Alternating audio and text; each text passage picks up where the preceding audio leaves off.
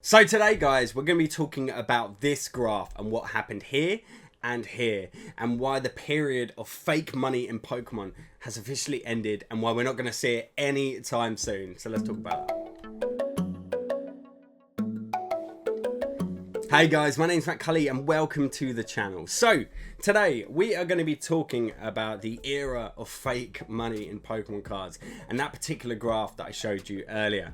And I'm going to be explaining to you more about like what I mean by the fake era and why it's not coming back anytime soon. But before I do that, guys, if you're new here and you're enjoying the channel and these sort of things and Pokemon pack openings and live openings, all that stuff, do drop a subscribe on the channel. We're well on our way to 6k subscribers, so it'd be awesome to have you along for the ride.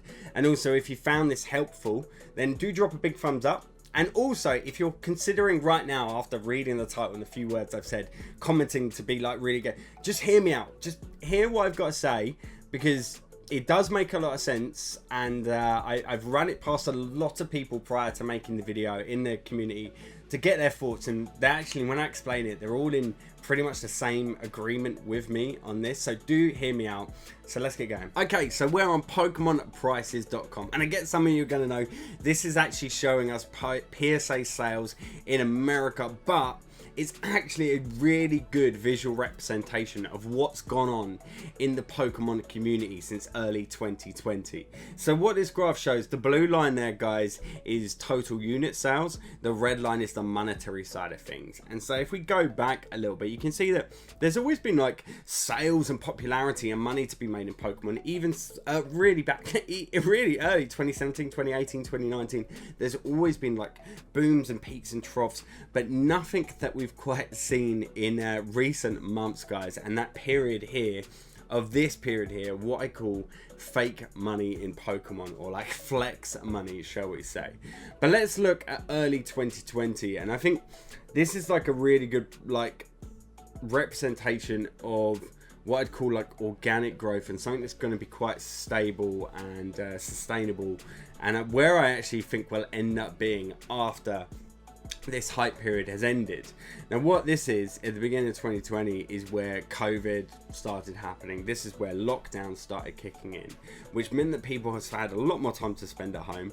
And when people are at home, so many people did it. Home improvements seem to be going on, spring cleaning, clear outs, etc. And when people did that, people started finding their old Pokemon card collections like in their loft or something, which then got them rekindling their love of Pokemon. They started jumping on eBay to try and finish their old collections. They started jumping on Facebook groups and YouTube videos, and all of a sudden this natural sort of organic hype started to build in Pokemon of people just rekindling their love for it. So they started buying, they started selling, started trading, started grading, and it all just started booming. We know, like, you started seeing, you know, PSA like submissions just started to climb, as well as people realized that grading your cards wasn't that cheap because Pokemon prices started to rise, so everyone started grading absolutely everything.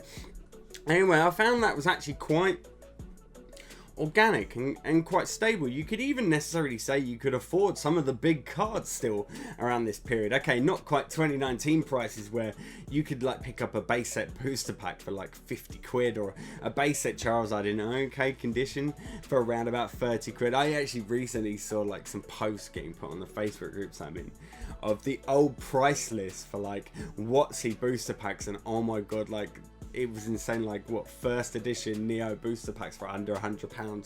Absolutely nuts. Obviously that time is probably well and truly gone, if I'm honest. Even with the hype moving away, I still don't see stuff falling below that price. But yes, this period here I believe is quite sustainable, quite organic, and could have it steadied out, it leveled off, as you can see here. And then what happened here is, as you can see, figures just went astronomical. Look at those sales figures, just climbed. Sales units climbed as well, and this was to do with Logan Paul, guys. He started to shine eyes and lights and all sorts of stuff on Pokemon and the monetary side of things. He started talking about the amount of money he spent to actually buy a first edition base set Shadowless Charizard, over 100 grand. He did a whole video about buying that Pokemon for that amount of money, and then did videos about buying the booster boxes, and then obviously he did that box break. And what he did is he shined a lot of new eyes into Pokemon, and not necessarily people that had any particular interest in it, but they just want to be in what the hype is. You know, like, so he's created a hype around it for people with lots of money who don't particularly care about it, other than wanting to buy something for a lot of money and then show it off to people that they spent a ton of money. You think he bought that Charizard, and then was it Logic bought one for like double the price, like within a month of him buying it? You know, the price just started to climb because people just threw money at stuff with no real basis to why it should even be worth that money in the first place. It was just more flex. Like, literally, I feel it's fake money and flexing it, like people just wanting to spend money for the sake of doing it. And it just made things grow and grow and grow. Now, this wasn't necessarily a bad thing, because it actually put money in the pockets of collectors, like true collectors who've been sat on these collections for years, maybe making a bit of money here and there, but nothing massive, who now all of a sudden have lined their pockets. They can put more deposits down for mortgages, buy new houses, plan future holidays for their family when eventually all their COVID stuff comes to an end. You know, this wasn't necessarily a bad thing, guys. The bad thing for me actually came around when the scalping came into it for this, because when you shine eyes on something that could potentially be worth lots of money, people are going to come in and try and exploit it in some way, and scalping became a massive thing. And obviously that's terrible, because a lot of people thought, okay, well, now I can't buy basic, I can't afford all this stuff because everyone's throwing so much money at it, I'll go and buy the latest stuff. But then of course people start flipping it and you're paying double RRP. Now I would say one thing though, guys, is we can complain and hate at scalpers, but if they keep getting money for what they're doing, i.e. people keep buying off them, they're going to keep doing it. So it's like, who do you really blame here? Yes, you blame the scalpers, but you should also blame the people that are buying off the scalpers, because if they didn't buy off them, they wouldn't buy it. Simple as that. But you know, it was an angry time for a lot of collectors, but people with a lot of money didn't care, because they just kept buying the expensive cards and just pumping into these hype stuff. Evolutions went through the roof for absolutely unknown reason. But then what we're seeing, guys, is as this time went on, hype obviously starts to come to an end. And then what happened is Logan Paul did his second box break. He did that massive video where he announced the amount of money he spent. He did the next box break, and oh my god, the money people spent to get in on these packs was like, oh my god, this is crazy. Oh, Pokemon must be climbing. It keeps going. Oh wow, you know, people are paying over $30,000 for a booster pack, breaking records left, right and center. The box break then comes around, and it turns out that all but a couple of people that bought the booster packs were just crypto companies to promote crypto, to tell you to make accounts with them and start buying into crypto with them, which is something that Logan Paul had started doing, something that other influencers started doing. They've also started doing NFTs, and it started to shine, even though it was a stream dedicated to Pokemon, it started to shine a light on other ways to make money, or other ways to spend your money, your expendable income, to invest your money. And it essentially moved the hype train from Pokemon. It took this bubble of money, this money that was being pumped in, all of a sudden gets stopped pumped in here and gets transferred over to other things, NFTs, crypto. Like seriously, NFT prices have gone absolutely nuts. Like, it's crazy, and everyone is now talking about crypto more and more and more. And it's not like crypto's new, but it's got this another light shine on, even more mainstream than ever before.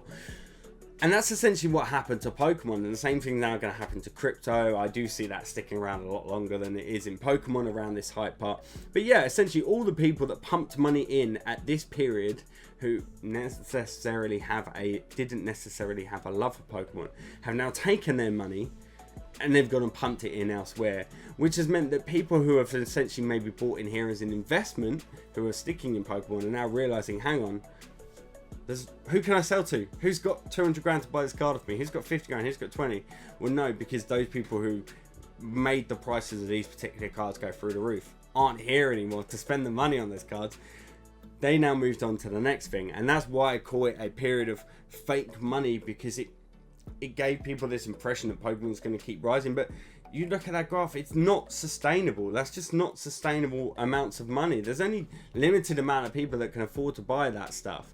And you know, at the end of the day, Pokemon is at the highest, so it's a hobby, it's a collectible, and it's always going to have a niche market in especially in the high end stuff like that.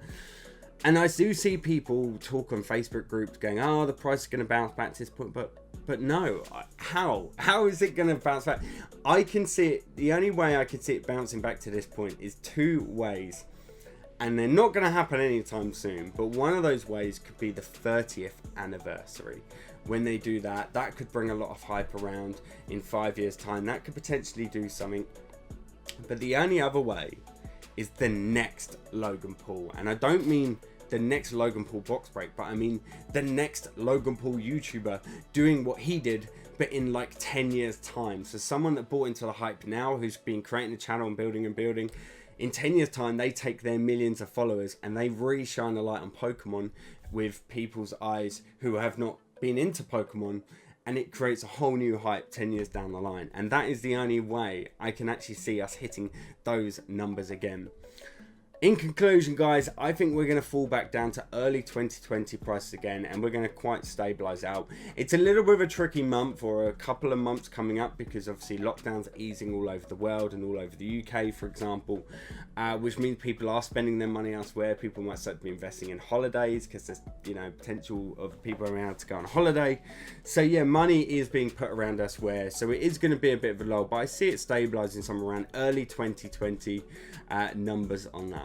Anyway, they are my thoughts, and that's why I believe we've just seen a period of fake money in Pokemon cards and just unrealistic sales figures. But I'd love to know your thoughts on this, guys. Do you agree with what I'm saying? Do you have countering arguments or anything at all? Let me know in the comments down below. And also, if you enjoyed what I had to say or you think it was useful, do drop a big thumbs up. It honestly really helps the channel. And also drop a subscribe down here. Check out some of my videos around here, guys. Stay safe, and I'll see you in the next one. Peace.